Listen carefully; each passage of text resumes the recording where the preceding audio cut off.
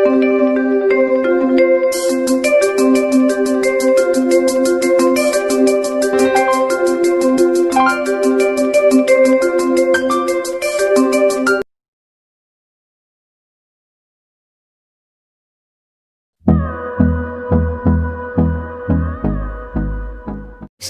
welcome back to my next video for class 12 beginner.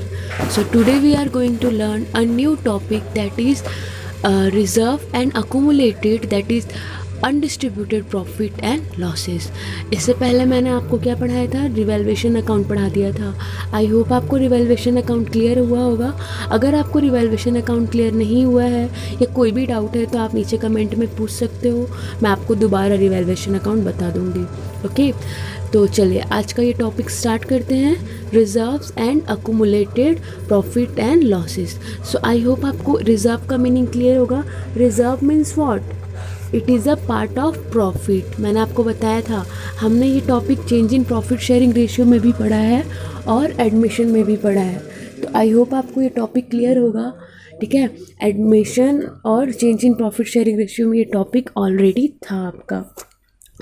चलिए अब आगे देखते हैं कि रिटायरमेंट के केस में reserve and accumulated profit and losses क्या होता है। तो आपको क्लियर हो गया होगा रिजर्व का meaning, it is an a part of profit. And what about accumulated? Accumulated means undistributed, जो डिस्ट्रीब्यूट नहीं हुआ है, मतलब आपने इकट्ठा करके रखा है, आपने उसको डिस्ट्रीब्यूट नहीं किया है। तो जब रिटायरमेंट ऑफ अ पार्टनर का केस होता है तो आप क्या करते हो, ऐसे रिजर्व और ऐसे अनडिस्ट्रीब्यूटेड प्रॉफिट और लॉसेस का, ये आपको समझना है। ठीक है, तो देखिए मैंने आपको बताया था रिटायरमेंट ऑफ अ पार्टनर क्या होता है, एक तरीके का रिकन्स्टिट्यूशन ऑफ फर्म का एग्जाम्पल होता है। और रिकन्स्टिट्यूशन ऑफ फर्म का मीनिंग क्या होता है, जब कोई एग्रीमेंट में चेंजेस आना। तो आपको पता होगा जब भी रिटायरमेंट होता है तो कोई पार्टनर जाता है, और वो जो पार्टनर जाता है उसके शेयर्स कौन लेते हैं, जो पार्टनर कंटिन्यू करते हैं। तो कहीं ना कहीं यहाँ पे एग्रीमेंट में चेंजेस हो रहा है, इसीलिए ये क्या है, रिकन्स्टिट्यूशन ऑफ फर्म का एग्जाम्पल है। तो जब भी आपके एग्रीमेंट में कोई चीज़ें चेंजेस होती हैं तो जो पुरानी चीज़ें होती हैं वो एज इट इज़ पार्टनर्स के बीच में बढ़ जाती हैं और फिर न्यू एग्रीमेंट स्टार्ट होता है। तो क्योंकि ये जो आपका रिज़र्व है ये कहीं ना कहीं आपका पुराना रिज़र्व है, पुराना अनडिस्ट्रीब्यूटेड प्रॉफिट और लॉसेस है, इसलिए नया एग्रीमेंट आने से पहले इस पुराने एग्रीमेंट को, यानी इस पुराने सेटलमेंट को सेट कर दिया जाता है। ठीक है, इनको सेटल कर दिया जाता है। चलिए तो अब हम आपको बताते हैं कि क्या क्या होता है। तो देखिए जब भी आप अपना बैलेंस शीट देखोगे तो आपको आपके बैलेंस शीट में अगर ये सारे आइटम्स दिखे, जैसे कि आपको जनरल रिज़र्व दिखा, आपको प्रॉफिट एंड लॉस अकाउंट दिखा, या फिर वर्कर कंपनसेशन रिज़र्व दिखा, या इन्वेस्टमेंट फ्लक्चुएशन रिज़र्व दिखा।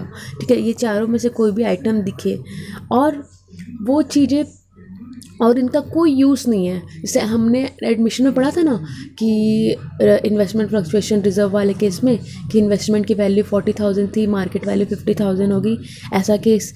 या फिर वर्कर कंपनसेशन रिजर्व के केस में कि एक वर्कर है जिसको चोट लगी, उसने क्लेम किया, ऐसा ऐसा केस था। तो हम क्या करते थे, इनका यूज़ करते थे, इन दोनों का यूज़ करते थे।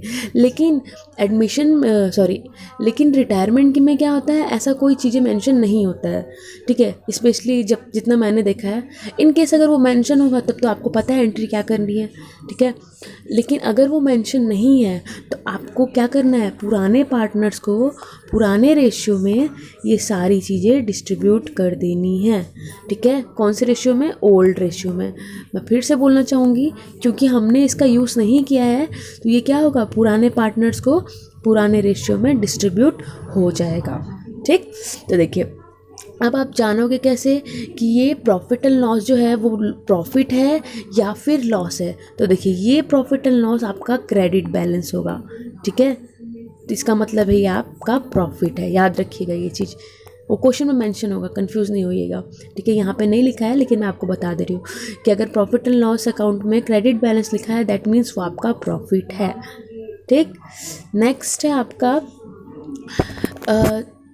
वर्कर कंपनसेशन रिजर्व और इन्वेस्टमेंट फ्लक्चुएशन रिजर्व, मैंने आपको बता दिया। तो ये क्या होगा, ये सिंपल का केस है रिटायरमेंट में, जिसमें आपको क्या करना है, सिंपली ये सारी चीज़ें अगर बैलेंस शीट में मेंशन होंगी तो पुराने पार्टनर्स को पुराने रेशियो में डिस्ट्रीब्यूट कर देना है। ठीक। नेक्स्ट है आपका कि मान लीजिए आपको प्रॉफिट की जगह लॉस हो जाता है, ठीक। दैट मीन्स ये जो प्रॉफिट है ये आपका डेबिट बैलेंस दिया होगा। आप देख सकते हो यहाँ पे भी लिखा हुआ है, ये देखिए डेबिट बैलेंस, ठीक है। तो जब आपका profit and loss account debit balance होगा तो आप समझ जाना कि क्या है, आपका लॉस है, ठीक। तो लॉस डिस्ट्रीब्यूट, तो देखो आपको मैंने बताया था लॉस जो है वो पार्टनर्स बियर करेंगे, तो इसलिए ये लॉस पार्टनर्स के कैपिटल अकाउंट में चला जाता है। किस रेशियो में? अगेन ओल्ड रेशियो में, ठीक। तो हमने आज क्या सीखा? हमने ये सीखा कि जितने भी रिजर्व और अकोमुलेटेड प्रॉफिट और लॉसेस है, अगर हम इनका यूज़ नहीं करते हैं तो हम इसे पुराने पार्टनर्स को उनके पुराने रेशियो में दे देते हैं, ठीक है। अगर इन केस उनको प्रॉफिट एंड लॉस में लॉस हो जाता है तो हम इसे पार्टनर्स में बांट देते हैं, पार्टनर इसको बियर करते हैं इस लॉसेस को, ठीक है। और देखो आप एक नोट दिया हुआ है, बहुत ध्यान से देखो कि reserve accumulated profit and losses are always distributed even if the question does not specify. अगर आपके क्वेश्चन में मेंशन नहीं है कि डिस्ट्रीब्यूट करना है या नहीं करना है, तो भी आप ये बात याद रखना कि भले क्वेश्चन में मेंशन हो चाहे ना हो, अगर मेंशन है तब तो ठीक है आप डिस्ट्रीब्यूट कर दोगे, और अगर मेंशन नहीं है तब भी आप इसे डिस्ट्रीब्यूट कर देना, क्योंकि आपके नोट में भी ये बात लिखी हुई है, ठीक। तो आई होप आपको ये छोटा सा टॉपिक आज क्लियर हुआ होगा। चलिए इस टॉपिक का एक क्वेश्चन देख लेते हैं हम, न्यूमेरिकल, तो आपको और अच्छे से ये चीज़ क्लियर हो जाएगा। तो आइए देखिए आप न्यूमेरिकल्स। क्वेश्चन है आप ही की बुक टी.एस. गरेवाल का। देखिए क्वेश्चन क्या है, XYZ are partners in a firm sharing profit and losses in the ratio of 3:2:1. तो there are 3 partners in a firm named XYZ और इनका रेशियो क्या है 3:2:1. Z retire from the firm on 31st March 2018. Z retire हो जा रहे हैं firm से।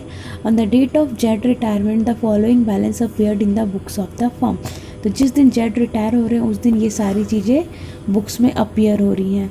तो मैंने आपको क्या बताया है, जब ये सारी चीज़ें बुक्स में अपीयर होती हैं और क्वेश्चन में कुछ स्पेसिफाई नहीं होता है तो हम क्या करते हैं, इनको डिस्ट्रीब्यूट कर देते हैं, ठीक है। अगर स्पेसिफाई होता है तब भी डिस्ट्रीब्यूट करते हैं और अगर स्पेसिफाई नहीं होता तब भी डिस्ट्रीब्यूट करते हैं। वो नोट आपको याद होना चाहिए। तो जनरल रिजर्व है 1,80,000 का, profit and loss debit balance.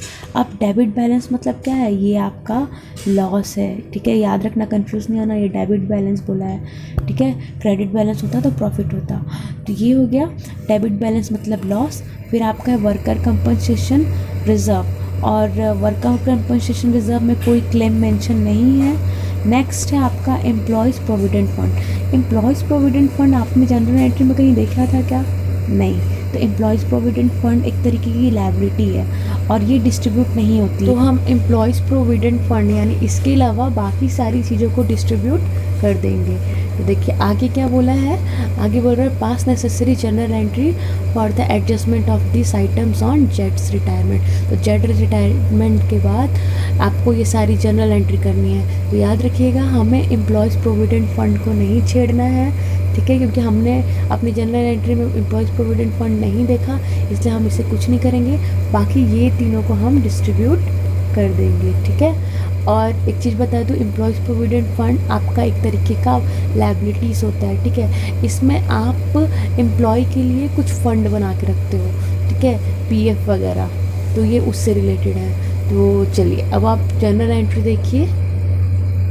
तो ये आपका जनरल एंट्री का फॉर्मेट है, डेट, पर्टिकुलर्स, डेबिट, क्रेडिट। चलिए फर्स्ट जनरल एंट्री होगा journal reserve account debit 1,80,000, workman compensation reserve account debit 24,000 to X capital, to Y capital, to Z capital. इसको मैंने 3:2:1 में डिस्ट्रीब्यूट किया है, तो ये मेरा आंसर है, ठीक है। ये मैंने यहाँ शॉर्ट में लिखा है, आपको पूरा लिखना होगा जनरल रिजर्व और यहाँ पे वर्कमैन कंपनसेशन रिजर्व पूरा लिखना होगा, ठीक है। तो आप ये दोनों को ऐड करोगे तो 1,80,000 प्लस 24 आपका हो जाएगा 2,04,000, ठीक। उस 2,04,000 को आप 3:2:1 में डिस्ट्रीब्यूट करोगे तो आपका ये आंसर आ जाएगा। नेक्स्ट है आपका, क्योंकि वो था आपका प्रॉफिट एंड लॉस में लॉस था, तो लॉस आपको डिस्ट्रीब्यूट करना होगा। तो लॉस डिस्ट्रीब्यूट करने की एंट्री होगी आपकी X capital account debit, Y capital account debit, Z capital account debit to profit and loss, और नरेशन होगा being accumulated loss transfer to partners capital account, और मैंने इसे भी 3:2:1 में डिस्ट्रीब्यूट किया है 30,000 को। सो आई होप आपको जनरल एंट्री क्लियर हो गई होगी। ठीक है, तो अगर आपको वीडियो अच्छी लगे तो प्लीज़ चैनल को लाइक कीजिए, सब्सक्राइब कीजिए और शेयर ज़रूर कीजिए अपने फ्रेंड के साथ। Thank you.